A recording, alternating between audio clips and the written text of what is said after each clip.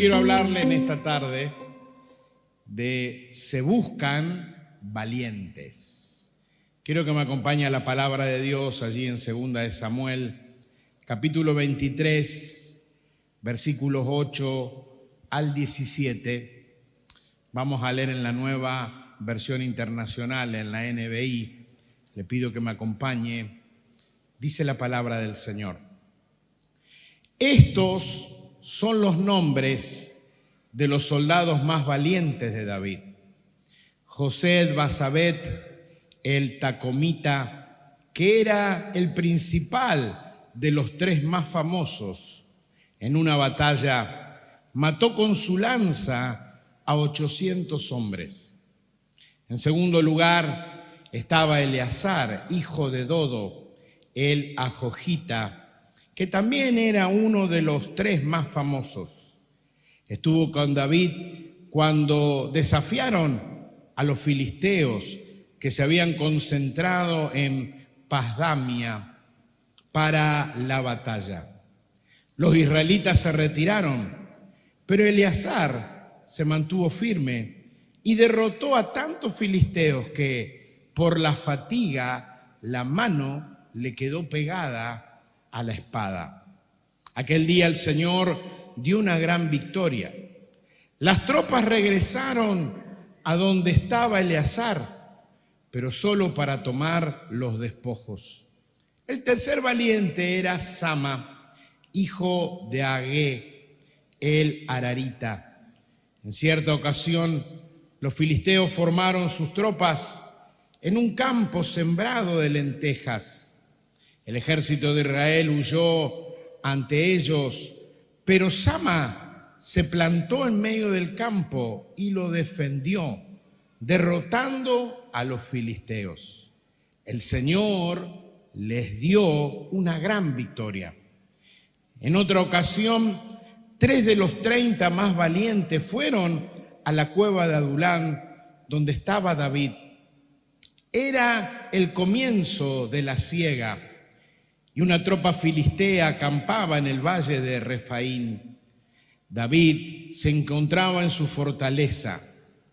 En ese tiempo había una guarnición filistea en Belén. Como David tenía mucha sed, exclamó: ojalá pudiera yo beber agua del pozo que está a la entrada de Belén. Entonces los 3 valientes se metieron en el campamento filisteo, sacaron agua del pozo de Belén y se la llevaron a David. Pero él no quiso beberla, sino que derramó el agua en honor al Señor y declaró solemnemente: que el Señor me libre de beberla. Eso sería como beber la sangre de hombres que han puesto su vida en peligro. Y no quiso beberla. Tales hazañas hicieron estos 3 héroes. Diga amén. Esta hermosa historia de los hombres que sacaron agua del pozo de Belén es precedida por el relato de las cosas grandes que hicieron estos 3 hombres. 3 hombres que eran poderosos, los más poderosos que tenía David entre sus valientes. Interesante es la historia de los valientes de David. Usted sabe que David fue ungido como rey, pero no fue aceptado inmediatamente como rey. Pasaron 7 años hasta que toda Israel lo reconoció como rey. O sea, lo ungió Samuel. Samuel le dice que él iba a ser rey, pero la gente no lo reconoció sino luego de 7 años. Los primeros 7 años, solo 2 tribus lo reconocieron. David reinó 40 años y le llevó 7 años que todos los demás lo reconozcan. Note que David era un hombre sabio, no impuso su autoridad, no chapeó, para decirlo en términos que usamos normalmente, para decir: mirá, a mí me ungieron, yo soy el rey, vos tenés que aceptarme. Sino que David dejó que el tiempo sea de Dios y hay que aprender los tiempos de Dios. Dios tiene sus tiempos que no son los nuestros. Y usted y yo tenemos que aprender a movernos en los tiempos de Dios. Así que David no era aceptado como rey. De hecho, Saúl por un tiempo lo persiguió de una manera cruel. A pesar de que David lo ayudaba, a pesar de que David lo liberaba, a pesar de que David le era fiel, Saúl tenía un problemita que los demonios lo atormentaban y él lo atacaba a David. Así que David vivía huyendo, vivía yéndose de acá para allá. Un tiempo estuvo con los filisteos, otro tiempo se tuvo que hacer el loco para que no lo maten. Pero llega un momento en que él va a un lugar que se llama la cueva de Adulám, que era su fortaleza, era el lugar a donde él iba a recobrar fuerza o a tener fuerzas. Y se le unieron 400 personas, 400 hombres que no eran lo mejor de Israel. Ahí estaban los endeudados, los menesterosos, los oprimidos, los deprimidos, los asesinos. Flor de nenes tenía ahí David. 400 hombres que se le unen a este varón que de una manera extraordinaria logra influenciar la vida de esta gente para que cambie. Y de ser la escoria de Israel, de ser lo más bajo de Israel, de ser lo despreciable, se convierten en personas valientes. Qué tremenda relación tenía David con Dios, qué tremendo corazón tenía David con Dios, que su corazón traía influencia en la gente que le rodeaba. Muchos de nosotros no podemos ni influenciar a la gente que tenemos al lado, ¿no? Muchos de nosotros no podemos influenciar a la gente que vive con nosotros. Usted tiene que pensar siempre esto.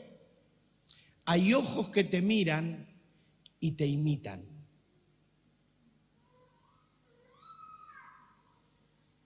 Hay ojos que te miran y te imitan.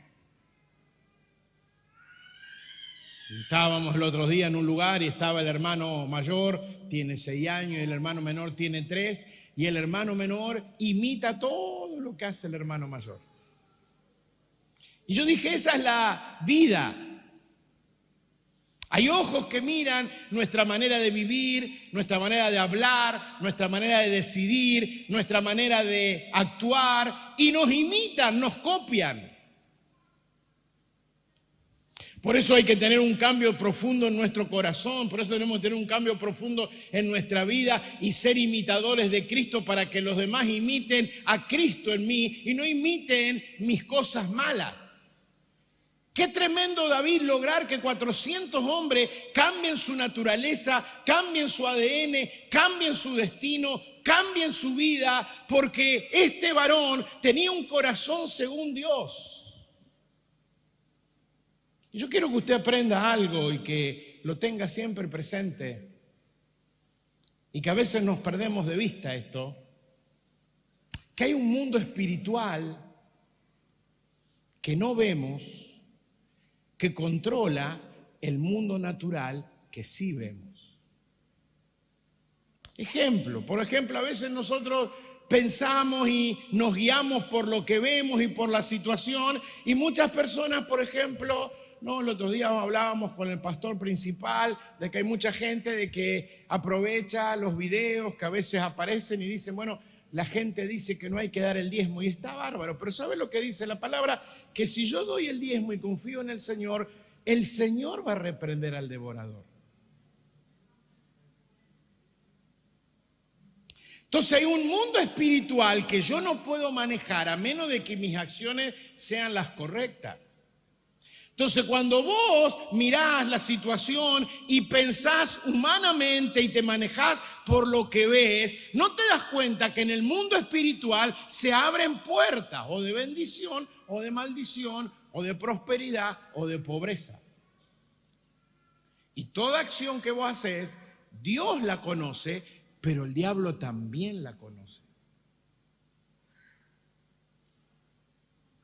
David tenía una revelación de ese mundo espiritual y él sabía que las acciones que él hacía no repercutían solamente en esto acá que vemos, que se maneja por la lógica, se maneja por lo que la gente dice, se maneja por lo que aparentemente es normal o por lo que todos hacen, y nosotros a veces nos amoldamos y nos acostumbramos a lo que vemos sin darnos cuenta de que hay un mundo espiritual que es mucho más poderoso y que determina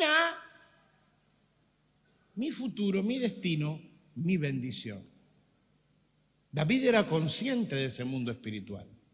Entonces, cuando uno habla y le pide al Señor que traiga revelación a tu vida y que seas sabio y que tomes decisiones adecuadas, no es solamente para que las cosas te sean normales o vos las entiendas, sino para que veas el poder que hay en el mundo espiritual y que si yo hago lo que Dios dice, porque acuérdese, Jesús vino a establecer el reino de los cielos. Jesús aparece en escena y él dice: el reino de los cielos se ha acercado a vosotros, y establece los estatutos del reino en el sermón del monte. Primero le gana la batalla al diablo cuando el diablo lo tienta, y ni bien baja del monte después de haber vencido al diablo, 40 días de ayuno y oración, establece el reino y dice: bienaventurados los que lloran, porque serán consolados. Bienaventurados los pacificadores, porque ellos heredarán el reino de los cielos. Si te pegan en una mejilla, tenés que poner la otra.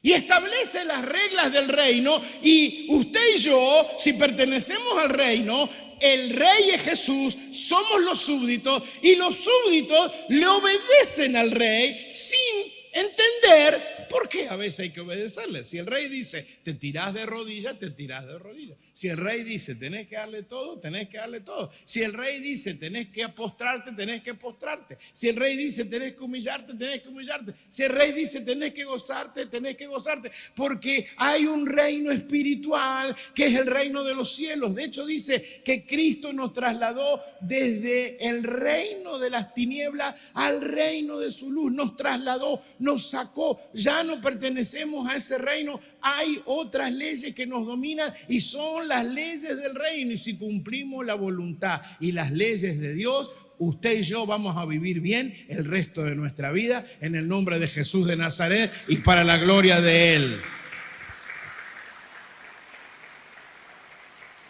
Entonces es notable ver la vida de David, cómo David logra que estos varones se conviertan en valientes. Y déjeme que le diga algo. Cuando uno ministra a la gente, cuando uno le ayuda a la gente, cuando uno entrega su vida por la gente, cuando uno ayuda a los que te rodean a ser mejores, esa gente te va a ser fiel siempre. La clave está en ministrarles. La clave está en ayudarles. David los ayudó de salir de lo más bajo a llegar a convertirse en hombres valientes que hicieron proeza, marcaron la historia. A Dios le encanta elegir lo más bajo, lo más vil, lo que nadie tiene en cuenta, para avergonzar a los que se la creen. No somos la joyita nosotros. Porque Dios hizo el milagro de que nosotros éramos lo más bajo, lo más vil, y así tenemos que entenderlo. Y Dios nos trajo para avergonzar a los sabios. Dios le encantó llamarnos, no porque teníamos alguna cualidad, sino porque nos amó tanto. Y como David nos quiso sacar de lo más bajo y darnos el poder para que seamos valientes y para que en Dios hagamos proezas para la gloria de su nombre. Hagamos cosas extraordinarias, hagamos cosas grandes, seamos los que cambien la historia, porque Dios está buscando valientes que se levanten y se paren en la brecha y cambien el rumbo y el destino de su hogar, de su familia, de su barrio, de su nación, en el nombre de Jesús de Nazaret. Y es que ojalá que esta tarde te encuentre el Señor y marque tu vida para siempre. Ahora yo veo a través de estos valientes, a través de lo que ellos hicieron, tres maneras que podemos servir a Dios. Porque Dios está buscando que realmente nosotros nos entreguemos y le sirvamos al Señor. Estos tres hombres que eran los más notables, que eran los más famosos, que eran los más poderosos, vemos que tenían unas cualidades que nos pueden ayudar, que nos pueden servir a nosotros para este tiempo, para esta hora. Fíjese que este hombre, el primero, que su nombre significa adorno, no es que estaba de adorno, sino que adornaba al grupo. Hay gente que adorna al grupo donde está, que trae cosas lindas al grupo donde estaba. Este hombre que era el primero, Gesed, era el que dice que un día se paró y con la lanza que él tenía, le dio una victoria a David que en un solo día venció a 800 enemigos. Él solito. 800. No sé si a usted le encantaría que uno le saque aunque sea un enemigo de encima, ¿no? Imagínate 800 de un solo saque. En un día fue y atacó a los filisteos y derrotó a 800 enemigos. Yo me doy cuenta que a veces tenemos que servir a Dios atacando al enemigo. No esperando. A veces nosotros no entendemos que hay que atacar al enemigo, que hay que ir en contra de él, porque Dios nos ha dado armas poderosas y no tenemos que quedarnos de brazos cruzados. Yo nunca veo que haya gente que haga cosas grandes siendo gente pasiva o de brazos cruzados. Jesús nos motiva y dice que el reino de los cielos, lo que venimos diciendo recién, el reino espiritual, hablo del reino espiritual, este reino que estamos nosotros habitando no es de esta tierra. Dice el reino de los cielos no es comida y bebida. El reino de los cielos es justicia, gozo, paz. Dice que el reino de los cielos lo arrebatan los valientes. Muchos de nosotros esperamos que la bendición nos venga y en realidad a la bendición hay que arrebatarla, hay que tomarla, hay que pelear, hay que luchar, hay que batallar. Usted no puede tener pasividad si el diablo te está destruyendo la familia, si el diablo te está destruyendo tus hijos, si el diablo te está destruyendo tu familia, tu salud, tu ministerio, lo que sea. Vos te tenés que levantar en el nombre de Jesús y tener poder, el nombre de Cristo, la sangre de Jesucristo, la autoridad del Espíritu, la unción de Dios para decirle: diablo, de mi casa te vas a ir en el nombre de Jesús. Tendría que usted agarrar, escúcheme, tendría que usted agarrar, mire, entrar a la habitación de su casa y donde está la ropa de su hijo y meterle la mano y decirle: en el nombre de Jesús, cada vez que se ponga la ropa, que le caiga la unción y no se pueda andar haciendo cosas raras ni cayendo en el pecado. Y usted, que su marido no viene, en vez de andar gritándole y retándole, órele sobre la ropa y diga: Señor, agarralo y no lo dejes tranquilo, que de noche y de día los ángeles le hablen y tenga sueño y el Espíritu Santo le traiga convicción, porque no me lo vas a ganar, diablo. Es una herencia mía. Mi casa va a ser una casa de bendición. Diablo, te vas en el nombre de Jesús de Nazaret. A veces hay que pararse, hermano, y pelear. Diga conmigo: pelear. Pero pelear en el Espíritu. No pelear en la carne.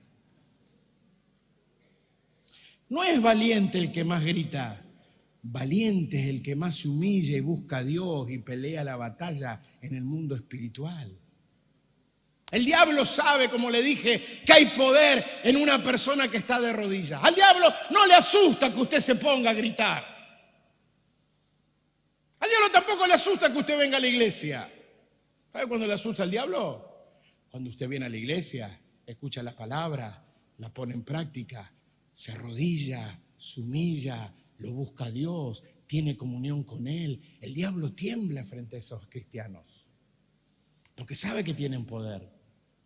El poder no está en que yo tengo fuerza, el poder está en que mis fuerzas están en el Señor. Él es el poder, Él es la autoridad. Cristo es todo para mi vida. Él es. Dios tiene a su Hijo amado y yo puedo ser hijo porque estoy en el Hijo que es Dios. Yo tengo poder porque Jesús tiene poder. Yo tengo autoridad porque Jesús tiene autoridad. Nada es mío, todo es de Él. Pero si yo hago la voluntad del Padre y hago lo que Dios me pide, el diablo tiene que huir de mi vida. Dice la palabra, resistan al diablo, corran al diablo y va a huir de tu vida. Yo declaro en el nombre de Jesús, llegó el tiempo que nos levantemos y no seamos pasivos, no se conforme, no acepte la obra del diablo. Diga, hasta acá llegaste y aunque me quieras mostrar que vamos de mal en peor, yo no te miro, yo miro por la fe a Cristo y en el mundo espiritual yo te estoy ganando la batalla, yo te estoy ganando la batalla, yo te estoy ganando la batalla.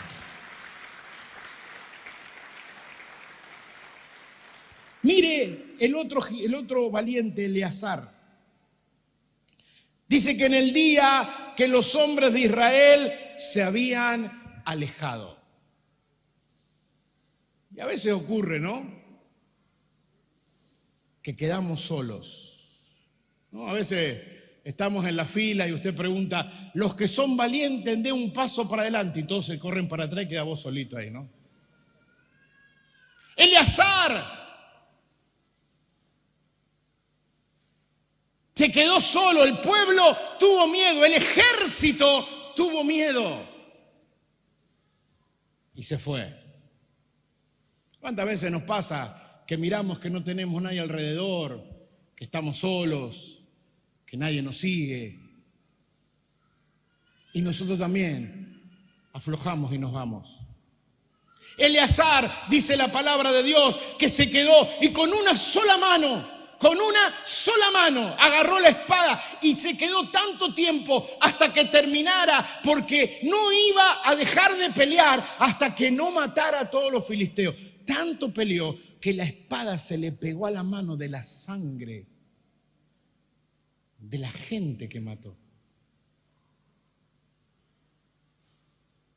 Y ahora mire lo interesante, porque acá está la clave del servicio. Cuando usted quiere servir a Dios, usted tiene que entender que usted no sirve a Dios por beneficio propio.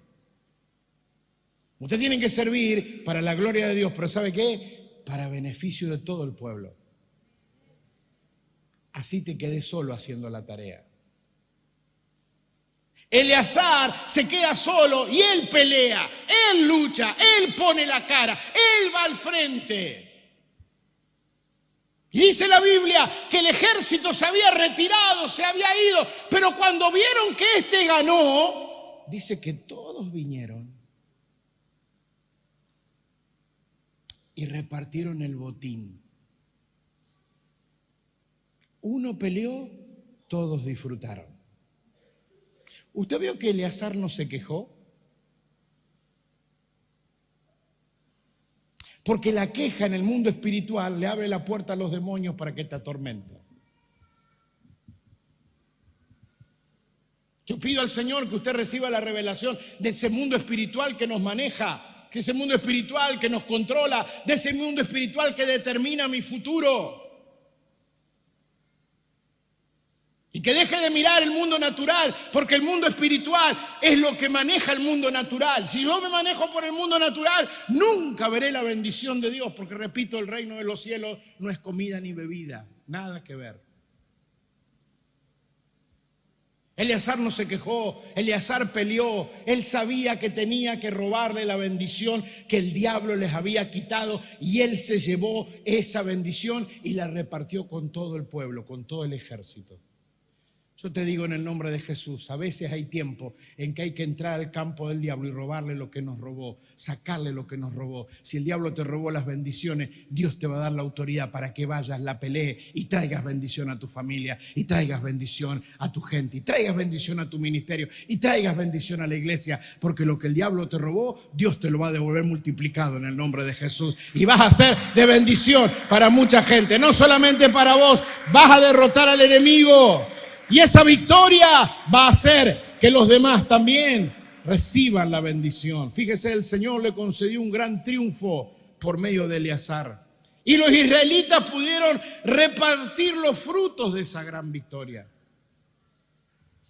Creo que Dios te está llamando para que vos también traigas esa victoria y que toda tu familia y toda tu gente reciba los frutos de esa victoria en el nombre de Jesús de Nazaret. Hay momentos que hay que atacar al diablo, hay momentos que hay que robarle la bendición, pero hay momentos, como le pasó a Sama.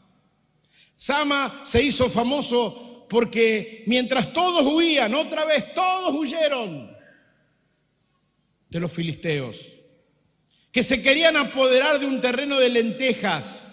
Dice que él se paró en medio de aquel terreno y lo defendió. Hay momentos que lo único que hay que hacer es pararse y resistir. Y estar a la defensiva. Porque el diablo te ataca de todos lados. Porque el diablo no te quiere molestar, te quiere destruir.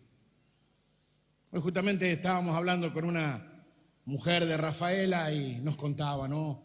Primero un problema en los huesos, después un problema en el cuerpo, después un problema en la cervical, ahora tiene problemas que le tienen que operar la vesícula, después tuvo problemas de que tuvo una parálisis facial, todo junto le vino, todo junto, porque el diablo te ataca y muchas veces lo único que hay que hacer es resistir, resistir, resistir, resistir, porque resistir al diablo y huirá de tu vida. Sama se paró en ese terreno, ¿sabe por qué? No era un simple terreno de lenteja y a eso lo que uno tiene que a veces entender, los significados que tiene. Ese campo históricamente fue el lugar a donde David lo mató a Goliat.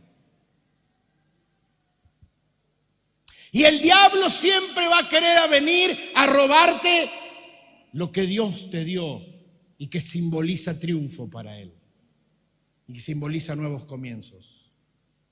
Ese campo de lenteja era importante porque en ese mismo lugar David había matado a Goliat. Y este hombre Sama dijo, a este campo yo al diablo no se lo doy. A esta bendición yo al diablo no se la doy. Yo me voy a parar y la voy a defender, aunque me cueste la vida. Y Sama se paró en ese lugar. Todos huyeron. Yo digo que hay veces que hay tiempo en donde Dios muestra de qué estamos hechos. Y las situaciones en tu vida son para que manifiestes justamente esa valentía que Dios puso en tu corazón. Cada una de estas situaciones que yo estoy describiendo mostraron lo que estos valientes hacían y la manera en que tenemos que a veces pararnos frente al enemigo y las situaciones. A veces hay que atacarlo al diablo, a veces hay que robarle al diablo la bendición y a veces solamente hay que pararse y estar a la defensiva. Y aguantar, y resistir, y resistir, y resistir, y resistir, porque no va a ser para siempre, la prueba no va a ser para siempre, el ataque no va a ser para siempre. Mi Señor se va a levantar y va a pelear la batalla por mí, y como Sama pudo vencer, vos también vas a vencer en el nombre de Jesús de Nazaret. Vos también vas a salir victorioso. Qué interesante que al ver estos diferentes tipos de servicios que tuvo que atravesar el pueblo de Dios a través de estos valientes, lo podemos hacer. Pero ¿sabe qué? Hay un nivel superior. Hay un nivel superior. Pienso en esta tarde cuando David estaba en esa cueva y dice que vinieron los tres valientes a verlo. Estos que habían hecho cosas tremendas. Y David dice, porque David se había criado ahí cerca de Belén, de chiquito habrá tomado el agua de ese pozo que estaba en Belén. Era el tiempo de la siega, preste atención, afuera había prosperidad, porque en el tiempo de la siega cosechaban los granos, había fiesta, había baile, porque juntaban todos los granos para guardarlos para comer, o sea que los frutos que cosechaban era realmente un tiempo muy importante, el tiempo de la siega. Afuera de la cueva había prosperidad, adentro de la cueva David no tenía ni agua para tomar.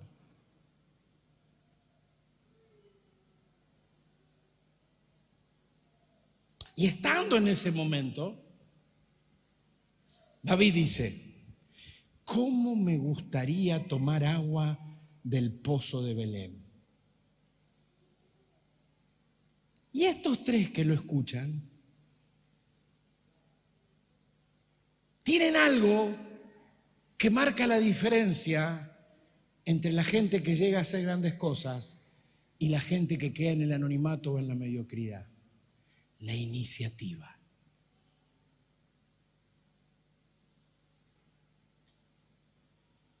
Yo le doy un ejemplo.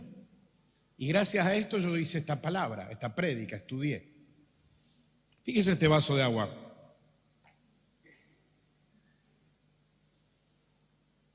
Cada segundo lunes del mes tenemos el discipulado general. ¿Saben las veces que el vaso que quedó el domingo es el mismo que está el lunes cuando yo vengo acá?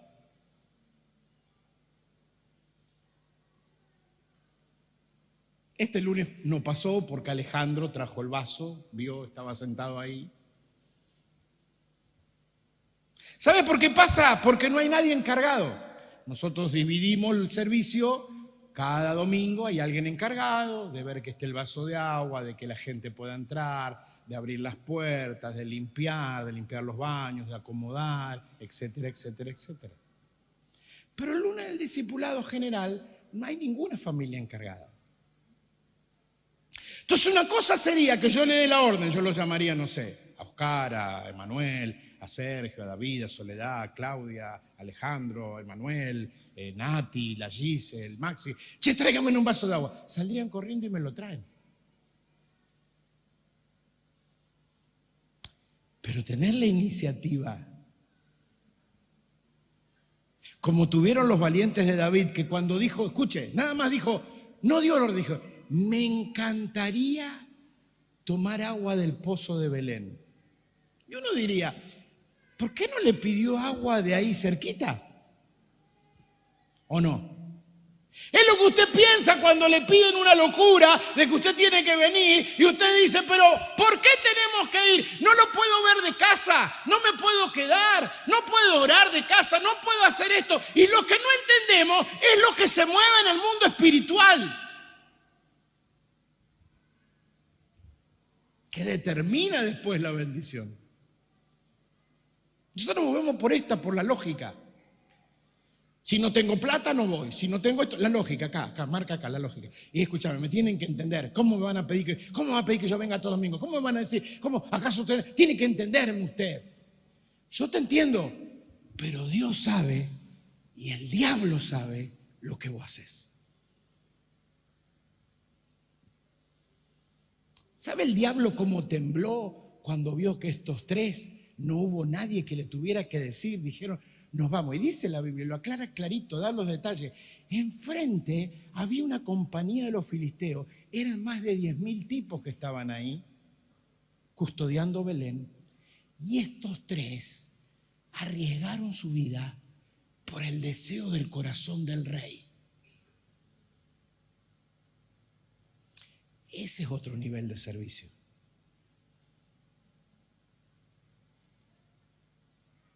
Por eso eran destacados estos tres. Yo recuerdo el reverendo Cabrera, teníamos reunión de coordinadores y él nunca dijo, ni nunca usted lo va a escuchar, ni vea los videos que hay ahí, el Señor me dijo, no, él decía, muchachos, me gustaría que hagamos, y para nosotros ese me gustaría era una orden.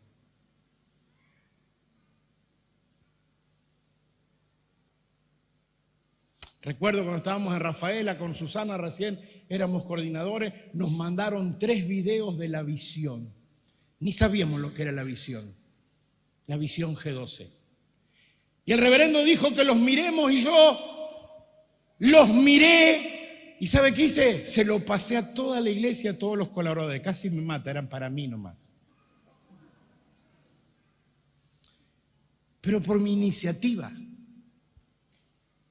Fuimos a una reunión y Claudio nos explicó y nos dijo, tendrían que hacer así, asá, asá, asá. Yo escuché y puse a 12 de mis líderes y le dije a la gente de la célula que elija a cada uno de los líderes, que vayan y así arrancamos la visión en Rafaela. Yo no sé, nadie lo había hecho, yo dije, lo hago. Si me dicen que lo tengo que hacer, imagínense, yo hacía 2 meses que era coordinador, tenía un jabón. Antes de mí estuvo el reverendo Marjuño como coordinador. ¿Piensa usted? Sí, bueno. Pero después una madrugada, una noche, vino Claudio, estuvimos hablando 4 horas, hasta las 2 o 3 de la mañana, y me dijo, ¿cómo hiciste? Y él anotó todo. Y ese famoso paso 1, Claudio lo escribió en mi casa, en el living de mi casa. Con todo lo que hicimos por iniciativa. Y Dios nos bendijo. ¿Sabe cuando nos vinimos de Rafaela? Con Susana tuvimos una reunión de hombres, una de mujeres en un club, que era el club donde el reverendo Cabrera empezó a las reuniones. Yo dije, yo lo quiero conquistar a esto. Ese club tiene que ser nuestro. Susana tuvo 1.800 mujeres, yo tuve 1.200 hombres en Rafaela. Y ese día nos dijeron que nos veníamos para Rosario.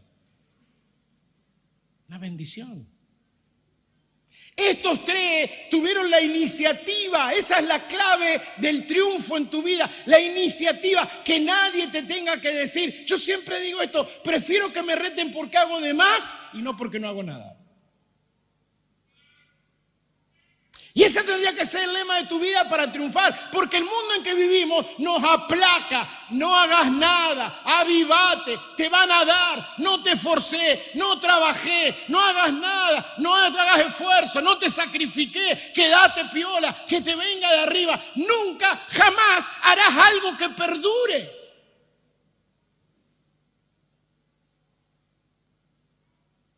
Nos llevan a otro nivel.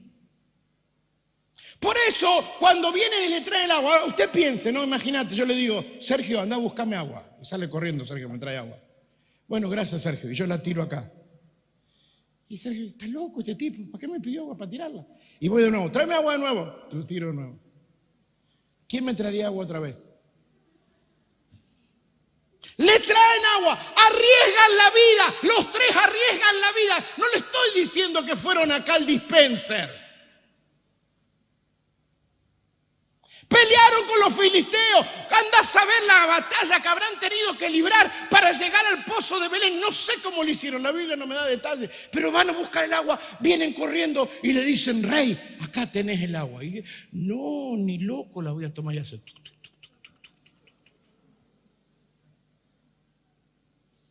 ¿Qué hubiera hecho usted?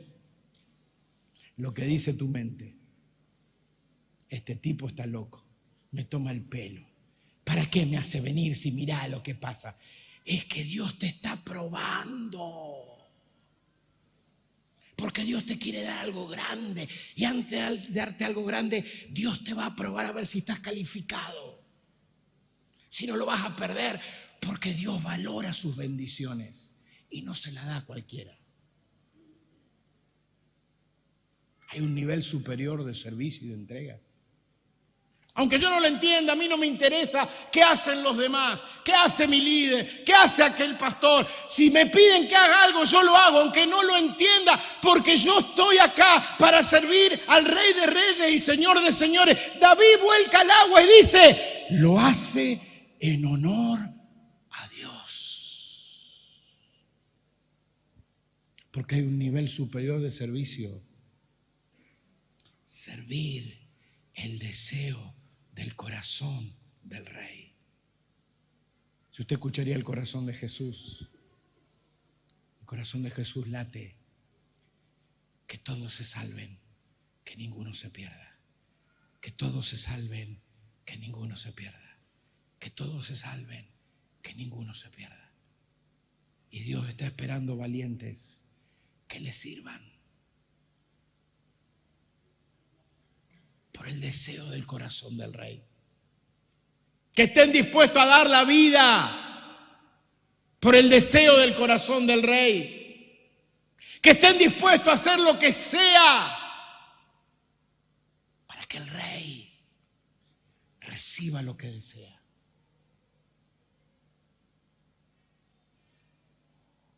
Y Dios está buscando valientes que se animen a un servicio superior. Estamos en el tiempo crucial de la historia de la humanidad. Estamos en el tiempo crucial de la historia de la iglesia. Y estos 3 nos dan ejemplo de qué hay que hacer lo que el Rey desea.